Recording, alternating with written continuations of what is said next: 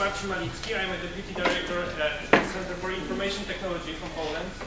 Together with me is Rafał Drewnowski and Maciej Bartosiewicz, both UX experts in our team. And there is the rest of the team sitting there.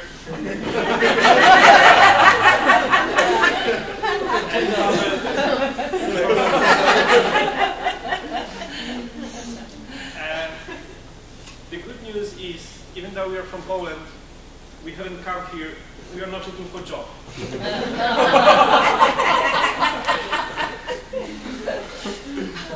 But we would like to tell you a story about the design process and the work we have done in the last 2 years.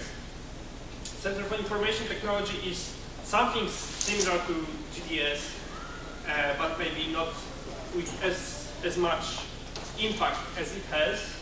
We are kind of a public company run and controlled by Ministry of Interior, but we are kind of an external organization.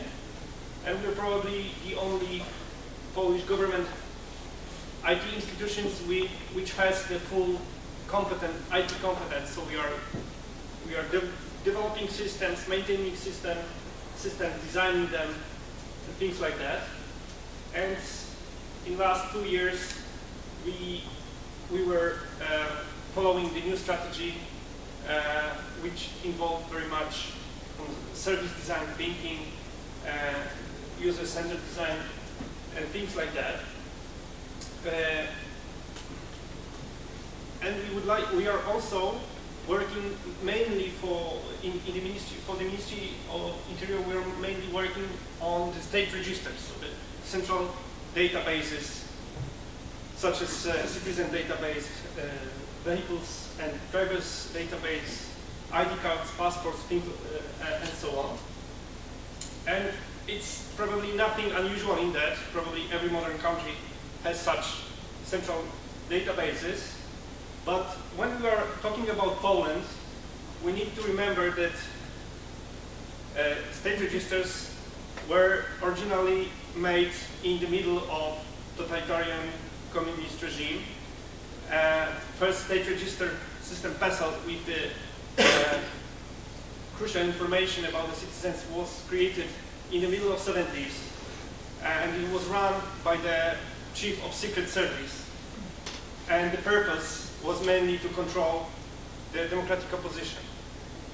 And the first real use of this system was to locate and arrest people involved in the solidarity movement and to imprison them. And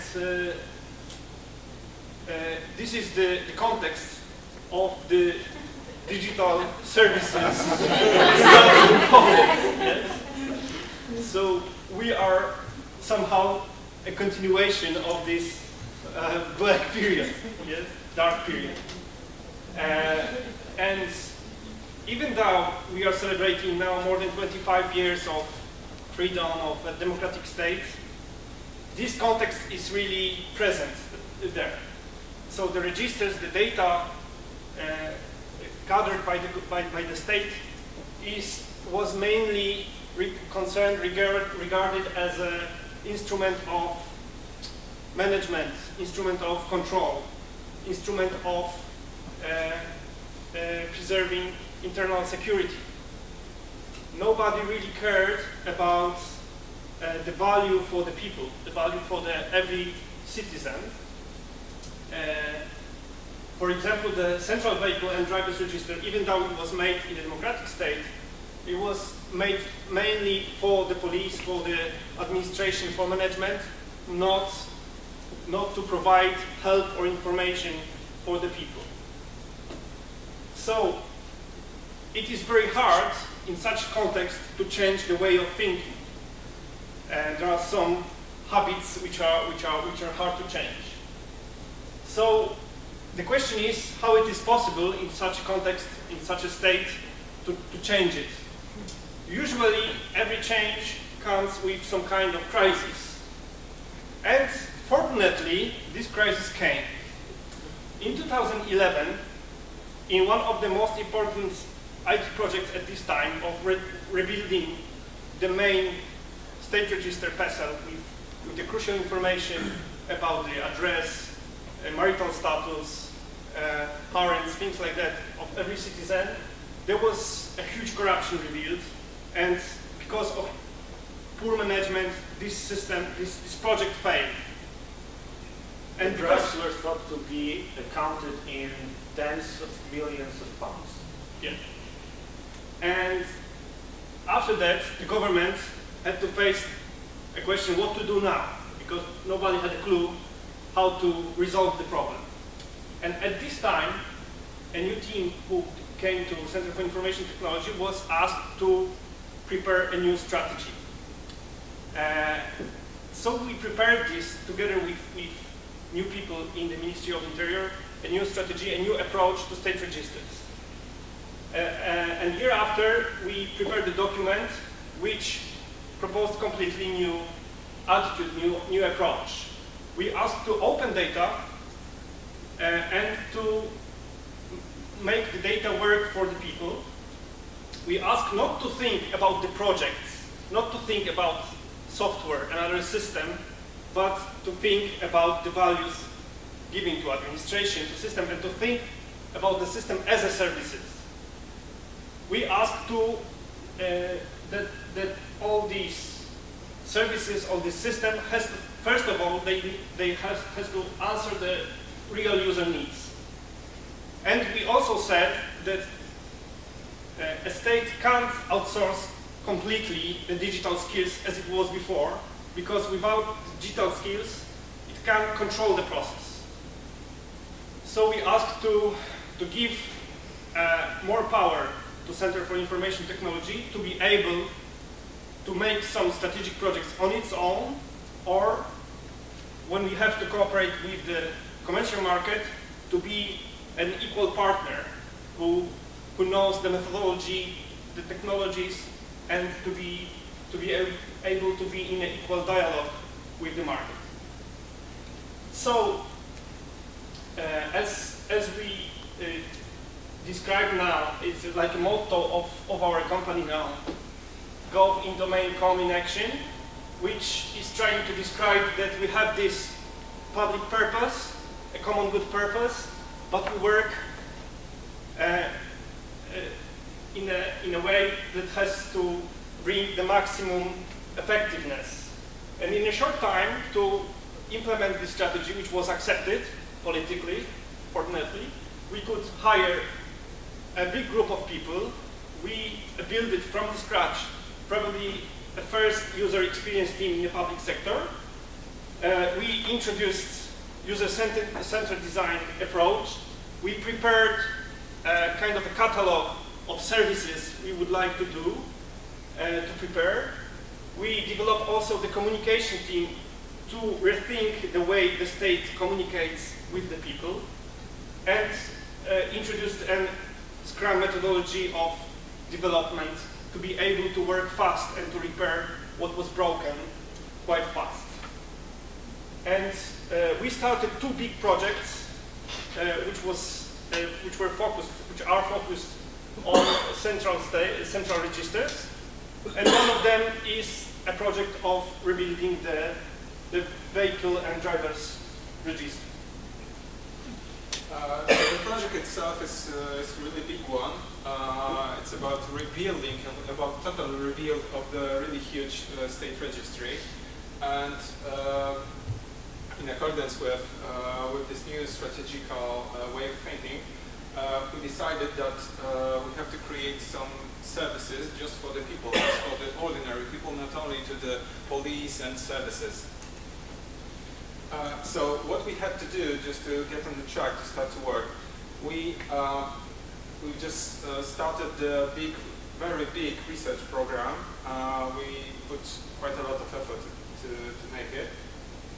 So we've talked to the specialists, to car owners, to car dealers, car producers, and all these people from this automotive area. We made quite a lot of surveys and collected the data we just made the user research, let's say. We also have to make just a legal analysis, which is really awful work for UX designers. And we also have to make just technical business analysis of the system itself.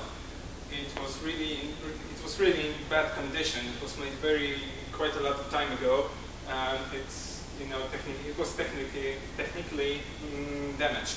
So we have to rebuild it and use the data, the old data. So just to show you our way of thinking, we'll tell you the story about the guy, about the young lad called Tomek. And the Tomek just wants to go to driving school. Next, he wants to buy a cheap used car. Cheap means really cheap.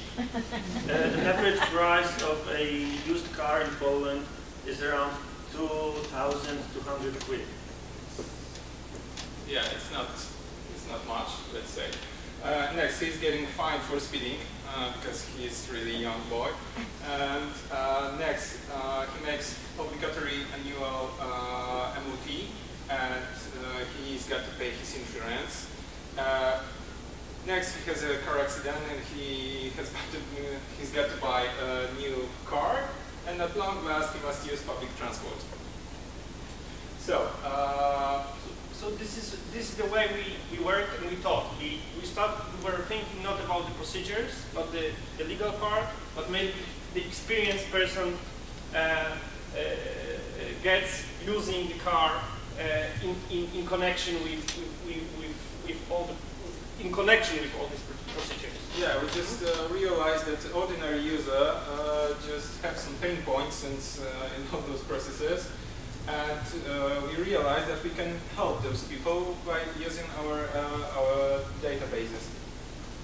So first thing, you have to find a driving school. We can give the people just effectiveness comparison based on our data. Because the database collects information about when you register for an exam and when you pass the exam. And it was just for administration use. We thought we can publish some statistics to show what are the effectiveness in numbers by every driving school. Yeah, as you probably know, all car dealers, used car dealers, are just thieves, and they always lie to you. So we had a possibility just to give the people who want to buy a used car just the basic data about the car, just data from our system. So that's the vehicle history. Next, after you're getting fined, you are receiving the ticket in Poland. It's really easy to. One question: why you assume here that it is buy a cheap car? There is a reason for that? Oh, because in Poland most of people buy just used car. The problem is, of course, it's a question of wealth of society and some habits. And Polish people love to have a car, and we are buying like crazy. And probably statistically, I think more than every citizen has a car, but we have no money for the new cars. So that's why people want to have a car, but because of they can't afford it, they buy old cars which are very cheap. And many cars are imported from richer countries. Mostly from Germany, Switzerland, Netherlands. Yeah. And average age of a imported car is more than 10 years. So the majority of the cars is used car. Yes, Yeah. Yes, it's the specific of a Polish market. Yeah. We have also possibility just to facilitate the way of paying the fines for the people, just to pay them via the internet, and just to let the people check how much penalty points they get. Because now, if you want to know how many penalty points you have to go to the police department and ask. Okay, next big point is that most of people just always forget about paying the insurance or about the car test. But we can email those people and text them just to give them a reminder. Next thing, which which is mainly prepared for the professional market and just for the commercial dealers, are just the stats, the statistics about the cars from our basis. If you have a huge database of 19 million cars, and which is constantly changing, you have probably the best source about the car market in Poland, but it was not widely used by the market. It wasn't given to the business. That's why it's a much need to open the data. Yeah. You're talking about tens of terabytes of data. The last thing is that it would be great to know which buses are safe, so we can also give the basic data about the buses. We'll tell you two stories to tell you about two case studies about the two digital services which are finished right now. First one is vehicle history, and it was made just not to buy the lemon cars by the people.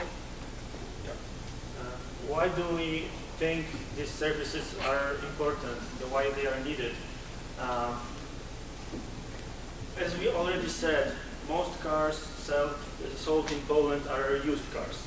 Many of them have 10 plus years. There are 10 plus years old, but none of them has an odometer saying I drove more than 120,000 miles. Each and every car has less than this limit. How is it possible? Another thing, when you are buying a used car, the dealer always assures you that the car wasn't involved in an accident. Never ever. Even if the car, that's life in Poland. We don't break cars. Even if the car, Common say of the dealer is, oh, it's just the old granny used to drive this car to church. Even if the car is welded from three others. Yeah. Another mint condition. Every car is perfect. Well, when you take it to garage and ask them to check the paint, they say, well, the paint on the bonnet is half an inch thick. No matter, the car is very good. Also, every car passes the MOT. We have to go to the station every year just to have a stamp like this on our documents, and every car just has it. If the servicemen don't give us the MOT, well, some people use the reverse of the coin to stamp it, because that stamp is enough to go with the car on the street. And the last thing, usually with a used car you can get a logbook, and it looks perfect.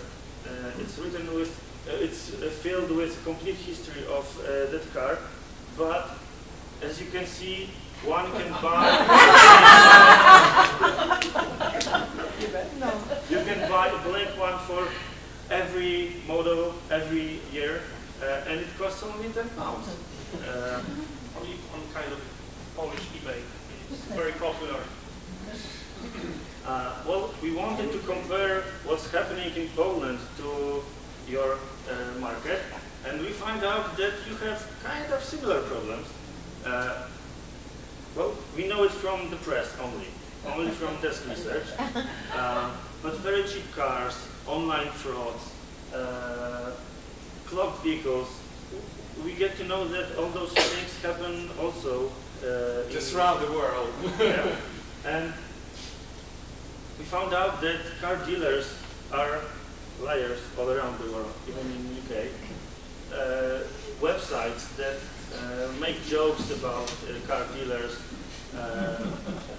And British people, as we say, also know it.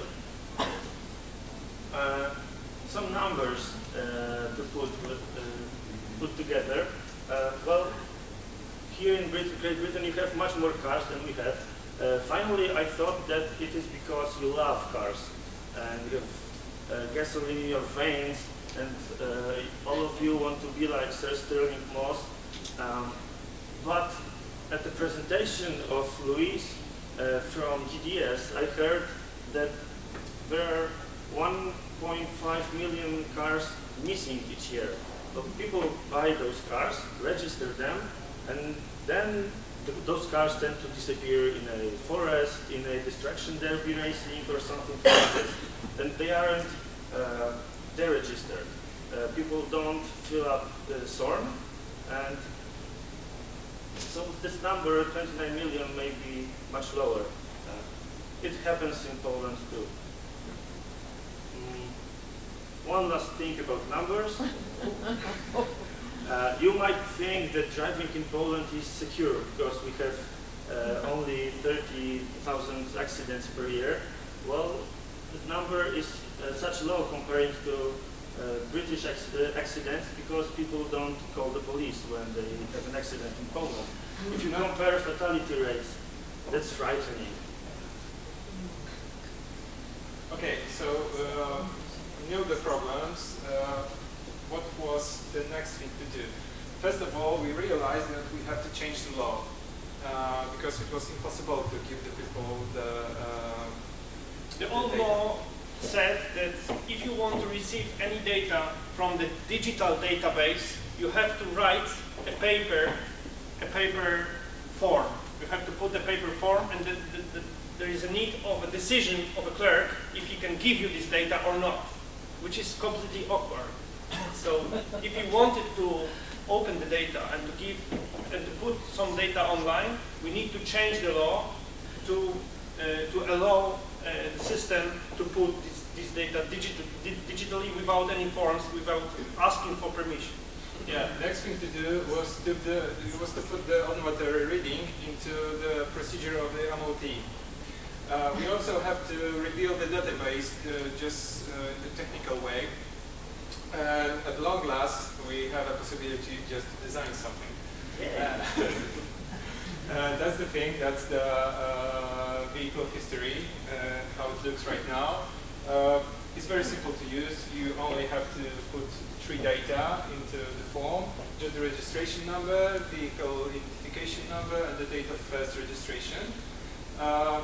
We did our best just to make it really usable. We, for example, made some kind of infotip just to let the people find easily the data just to put inside. You can find this website on vehiclehistory.gov.pl, but it would be hard to find anything about your car because it has only Polish cars there. Yeah. That's how the report looks right now. It's based on our research, so the data are shown in the way that that it's really good for users. The most important informations are on the top; they are here, and down below you have basic technical informations, the information about the documents, and on the second part of the report you can get a timeline. And in the timeline, there are most important informations about the cars, about the vehicle technical inspection, about the odometer reading, about the insurance, about the changing the owner of the car. It isn't our invention.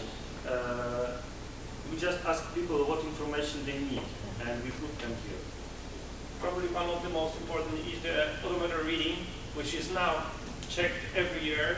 And it's now put to the database, and everybody can check if there was some corrections, yeah, year after year. What we want to do right now is just to build kind of small widget, just to let the people find reports just inside the auction system. This is the most popular auction portal in Poland, which is selling millions, or yeah, but thousands cars probably a month. And we wanted the people to use this service and use this data, not have to look for our website, but to be able to check it there, where the people are. Okay, that's all about the vehicle history. Now, short story about the Save Us. That's the other website we created. it can be used to check if a bus, a minibus, a van is safe. In Poland we have many minibuses driving people from smaller towns to cities. And owners of those cars and drivers are very greedy, and they want to squeeze out the car, the bus, to the last penny, and they don't repair them. The buses that are controlled by the police or other agencies are leaking fluids, have no brakes at all, and just on one single day you can find more than 20 buses that shouldn't be on the road, and those buses are carrying people to work, children to school, and those drivers don't care about the safety, they care only about their wallet. Yeah, our idea was just to enable users just to check the basic data in really easy way. So we've created just a simplified version of the service which was shown before. It's called bus history. Safe Bus. Safe Bus. It's called Safe Bus. All you have to do is just enter the number of registration plates and just check the vehicle. And this is how the report looks like. You have all the main information here. Here you get some technical specifications, but they are, let's say, they are less important. We know that most of users just look here, just do not look down below. And when we were close to launching the services, there was a question how to promote them around the state, to let people know and to spread the word. The problem was that we had a very small budget to make it, about 10,000 euro, which is in commercial advertising close to nothing. So we had to use our brain and to make a good focus what we would like to say and how to get to the people. That's why we decided that we will not promote both services at the same time, but we will promote one to make an influence and to affect the other one. And we decided that we will promote the service Safe Bus because the vehicle history was more obvious for people. There was already some media attention for that. It was very much expected because there was such a lack of information. But the safety was not as big concern for the people. And thanks to tremendous work of Paweł, our chief of communication, who worked together with very good advertising agency, we prepared a viral campaign which really broke some rules and some expectations from the government official calm communication. And that's why we would like to ask you to see the clip we put on the YouTube. I'm sorry.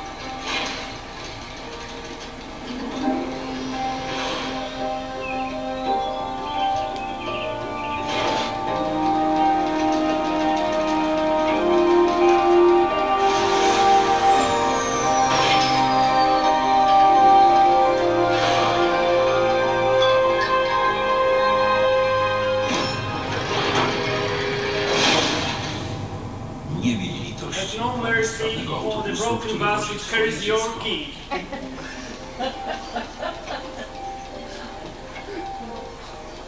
Sprawdź autobus Check the bus by the plate numbers on www.safebus.gov.pl. Bezpieczny autobus. Bezpłatna usługa Ministerstwa The Spraw free service Wewnętrznych. by the Ministry of Interior.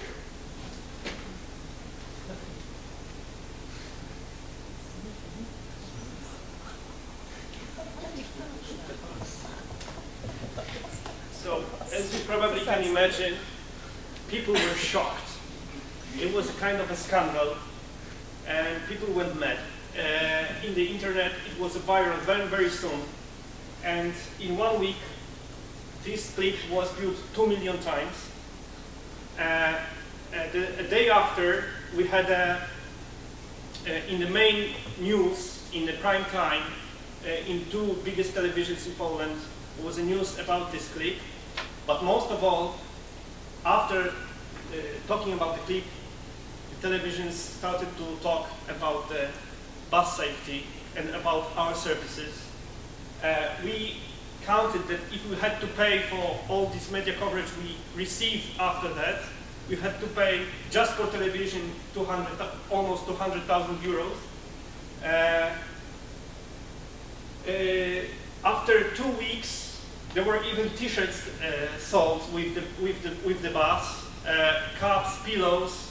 People started to, and of course, all the people were very sad about this poor little creature killed by us, cold heart. But this kind of ambiguity provoked people to think. After a few months of this campaign, we conveyed a survey which showed it is the third most recognizable social campaign in Poland.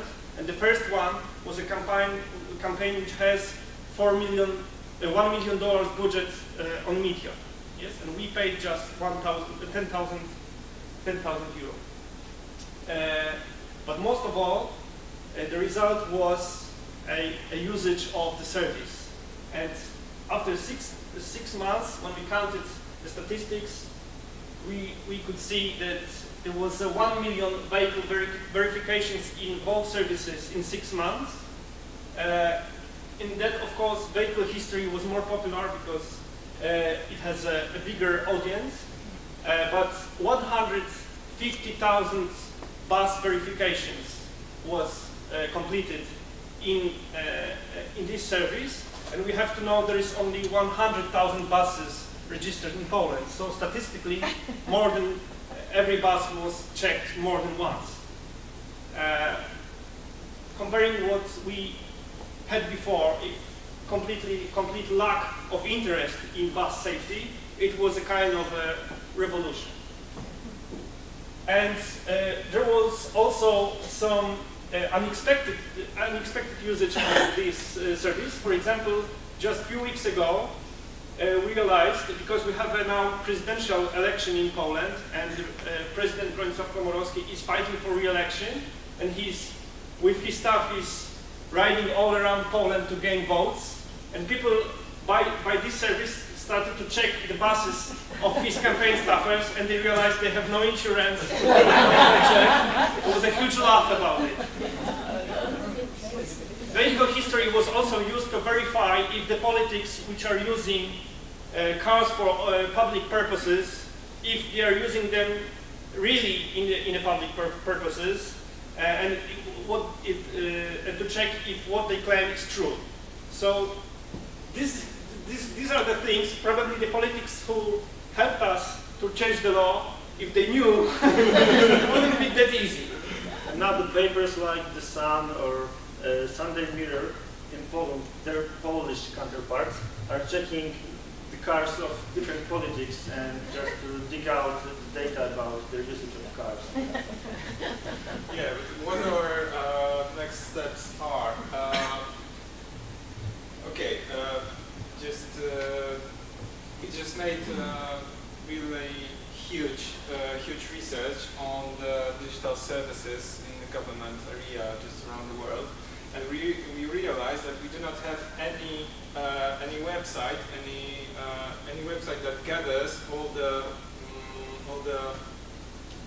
the services given by government, just similar to COI, for example. So we decided. So we decided to build this kind of website that unifies and gathers all the services given by government, and this is how it looks right now.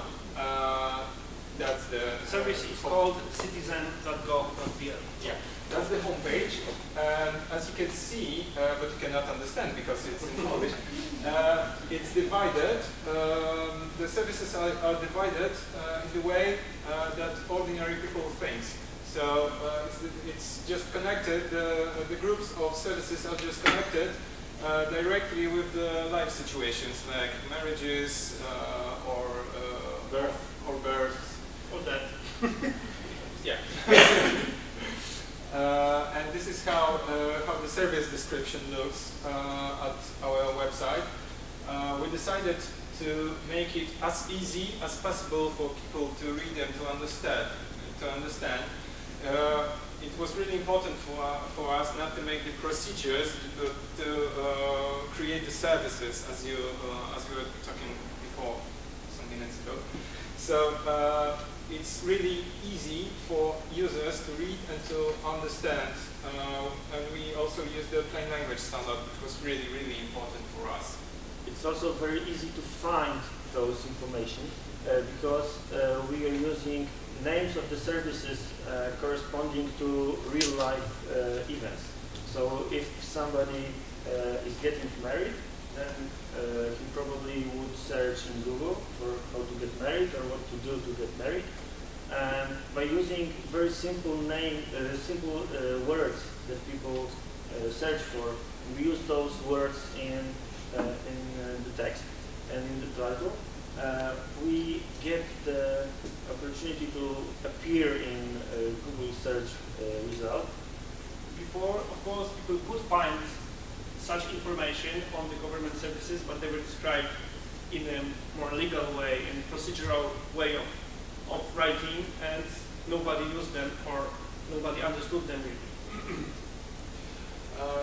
Next thing really important to do, which we want to do right now, is just adjust Safe Bus and vehicle history to this new architecture, to this new system, and just put all the services just inside one ecosystem of a lot of profile.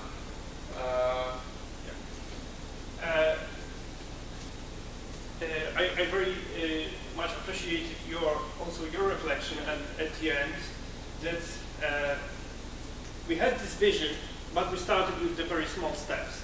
We are now talking about results, but we were really making one thing at a time.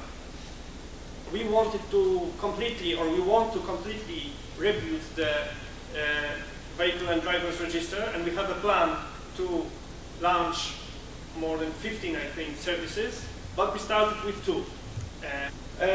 Second thing is that we are an IT organization and we are very much involved in all technical things, but we encourage our team to think about the services, the values which we are giving to the people, not the software, not the functions, not the hardware. Another thing is that none of us is a specialist in cars, in all this market. We didn't have any real deep knowledge about it, but we spent a few months just for talking to people, to convey the service, to collect the data, to learn from the others, from the services outside Poland. And that's why we created services which we know are really answering the needs. And the last thing is, we know the vehicle history and Safe Bus has a lot of lacks. There is a lot to improve, but we didn't want to wait to have a perfect service. We want to launch a good enough services and to collect the data and to improve them. So first we started to separate small services. Now we are working to redesign them, to adjust them, and to put them on one platform together with other services, and to keep going. We think it's the best way of working, and probably the only which was possible. The problem in IT projects, governmental IT projects, is that probably most of them are very big and very long term. And when you work on something for 2-3 years and there is no result, everybody's motivation is going down. When we are putting the goals 3 months, 4 months, 6 months, and have some advantage, everybody has the motivation to work on further parts. That's all. Ah, yes. What we love here, what we found is the welcome to Earth is the sign, and I think one of the very most parts of our strategy is to be down to earth and to have a vision, but to be down to earth.